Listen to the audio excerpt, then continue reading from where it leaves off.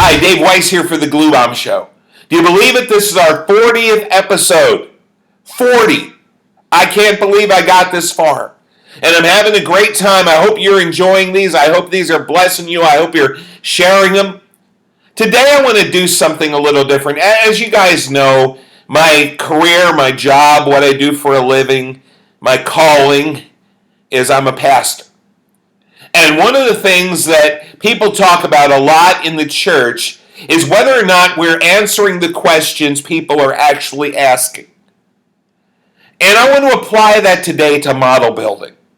Because I've been doing a lot of unboxings, a lot of buildings, a lot of that kind of stuff. But what I really want to know is, what are your questions? What is it that you would like to learn when you come here? Because I believe one of the great things about model building is you get to learn as you go. You learn by trying new things. So, what are your questions? I'd love to hear what your questions are. You can leave those in the comments below, and we'll make sure that we look at those and try to answer those. That's one thing. The second thing is this. Kits are expensive. Where are you getting your kits? Where are your model building sources? There are some great hobby shops around. There are some wonderful places where you can go and get kits. But there are other places too that you might not want to overlook. Like, for example, Ollie's. If you have an Ollie's near you, I recommend you checking them out on a fairly regular basis, because when they get their models, they're cheap. Now, they're not always necessarily the top of the line kit, but then again, when we're wanting to try new things and learn new things, do you want to try and learn new things where you might fail on a $50 kit or a $10 kit? That's one of the reasons I love Ollie's. The other thing is, I just love to buy models, and I love to build models, and I can put more into my budget if I'm buying them someplace like that. So, that being said, patronize your local hobby shop too. Because the fact of the matter is, it's really nice to have them around. And guess what, guys? If we don't buy from them, they go away. So make sure that you patronize your local hobby shop. If you have one, they're also getting fewer and further between. So, what are your questions? Where do you buy your models? Now, there's one other thing that I've been noticing. And I have this on not quite so reliable sources, so this information could be wrong, okay? Because the only information I have on it is from the internet, and I know what you're thinking. If it's on the internet, it has to be true, right? No. But this is what I've been hearing.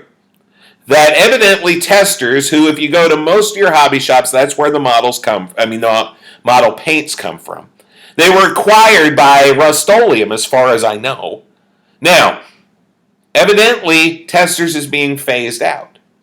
And I can't speak to your experience, but my experience bears that out, because I've been going to my local hobby shops, and it's to the point now where I'm having a hard time getting the colors of paint that I want. I'm actually determining which builds I'm going to do based on what colors I can get.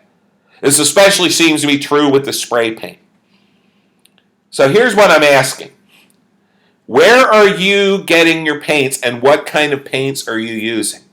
Is there another source of paint that's really good? Another brand that's really good? Maybe I've heard great things about Tamiya, but I haven't really found any place that sells them in my area.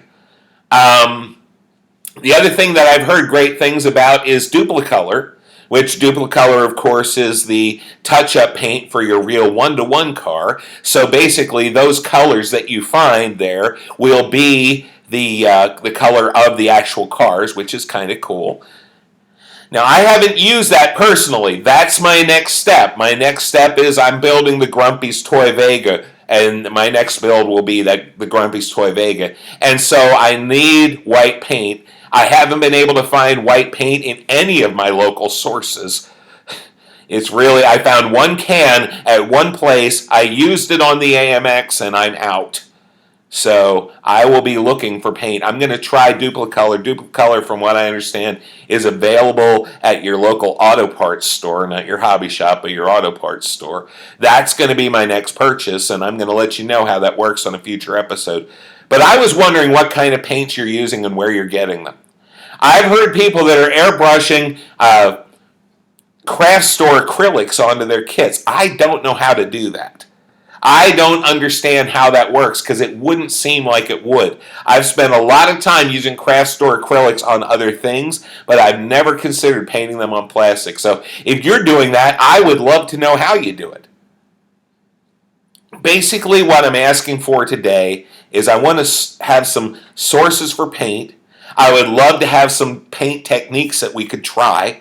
Maybe different kinds of paints, and you can tell me how you do it, and I'll try it here and make a video of it. That would be great. So basically, I'm looking for your questions. What would you like to learn to do that I can try here and share with you? And by the way, I will share success and I will share failure, all right? Because we learn as much from our failures as we do from our successes. So what are your questions? Where are you getting your kits? Are there any places you recommend? And finally, what kind of paint are you using and where are you getting it? So those are the questions. This is a different kind of episode today, I know, but sometimes it's great to share information. You can share your thoughts, your questions on the comments below, and I will get to them. Also, when I share these videos, hopefully other people will see your questions and find answers, because I am not the greatest source in the world for model building stuff, but I figure if we work together, we can learn as a community and have a great time doing our kits, because remember, model building is supposed to be fun. Take care.